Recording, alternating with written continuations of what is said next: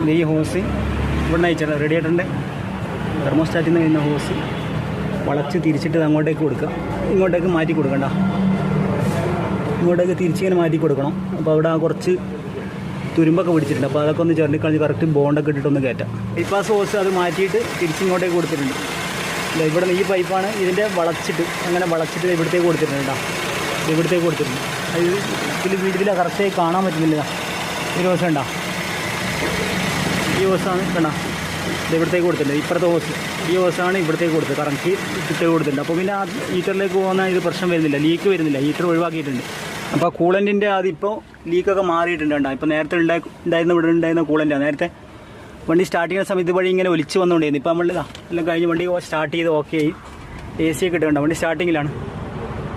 ഇപ്പോൾ കൂളൻ്റ് വരുന്ന ഇത് കുറഞ്ഞിട്ടുണ്ട്. അപ്പോൾ എന്തായാലും ആ പൈപ്പ് മാറ്റിക്കഴിഞ്ഞാൽ എന്തായാലും ലീക്ക് വരാനുള്ള സാധ്യതയില്ല. കാരണം ഇങ്ങോട്ടേക്ക് കൂളൻ്റ് സർക്കുലേറ്റ്